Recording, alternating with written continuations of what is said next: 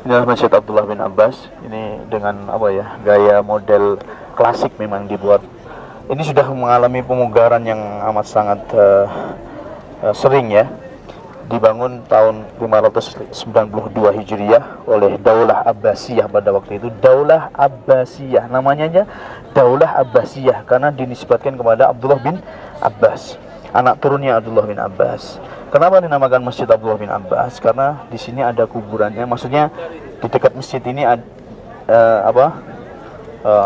dekat, maksudnya dibangun dekat dengan kuburan, bukan di dalam masjid kuburannya, bukan. Dibangun dekat dengan kuburannya Abdullah bin Abbas. Sudah saya terangkan tadi di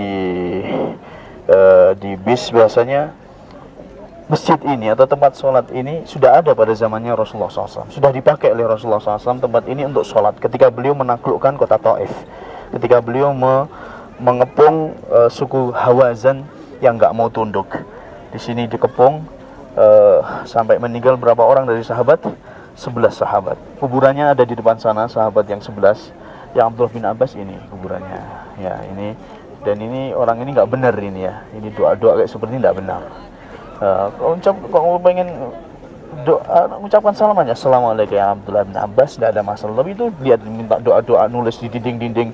Sekali lagi ini adalah termasuk perbuatan yang syirik dan keliru, tidak dibenarkan. Makanya ditutup seperti ini. Dulu terbuka sehingga karena banyak orang yang menyalahgunakan, akhirnya ditutup seperti ini. Ini kuburannya Abdullah bin Abbas radhiyallahu taala anhu, dan tidak dimasuk dari area masjid, tidak masuk di area masjid. Asalnya kan masjidnya kan kecil di sana, dibesarkan sampai di Daulah Saudi juga membesarkan, meluaskan juga sampai ke sini. Nah, adapun ini kuburannya cucunya Ali bin Abi Thalib. Ini Hanifah bin Hasan bin Ali bin Abi Thalib dikubur di sini. Ini cucunya, dan masih ada kerabat dan keluarga dengan Abdullah bin Abbas. Abdullah bin Abbas ini bapaknya namanya Abbas. Abbas ini kakak beradik dengan Abdul Muttalib, ayahnya Ali bin Abi Thalib. Dan ini cucunya Ali bin Abi Thalib, ini masih kerabat sama orang-orang Quraisy. Sudah saya terangkan kenapa ke sini tadi, kok pindah dari Mekah ke sini. Sudah saya jelaskan. Ada dua, ya beliau tawa untuk merendahkan diri, gak layak katanya tinggal di negeri haram. Makanya beliau menjauh, keluar dari haram, memilih Taif. Setelah Rasulullah SAW meninggal, Abdullah bin Abbas itu hijrah dari Madinah ke Mekah, balik lagi. Setelah Rasulullah SAW meninggal, Abdullah bin Abbas dulu tinggal bersama Rasulullah SAW di Madinah, beliau balik lagi ke Mekah. Akhirnya disusul juga Aisyah radhiyallahu taala anha.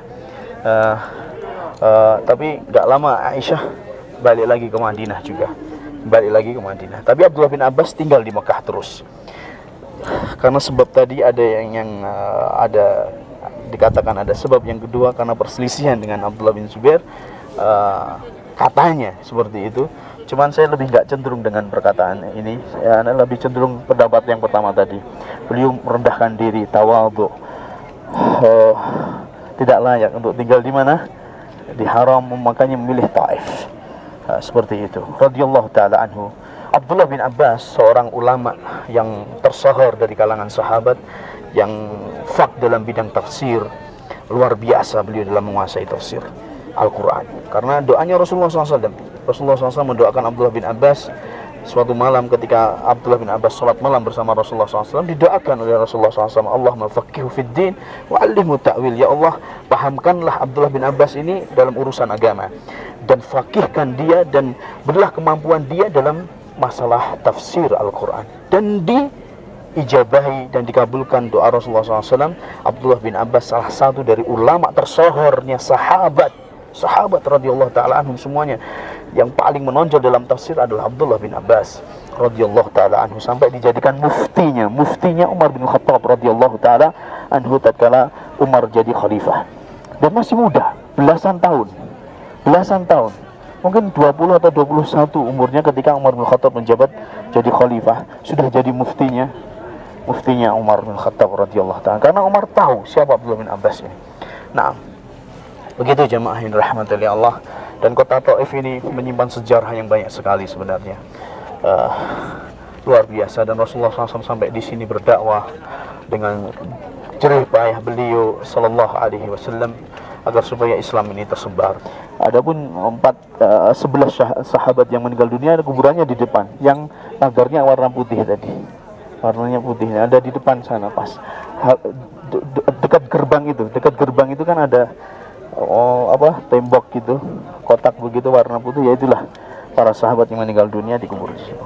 11 sahabat. Wallahu taala alam, ini yang saya ketahui. Barakallahu fiikum.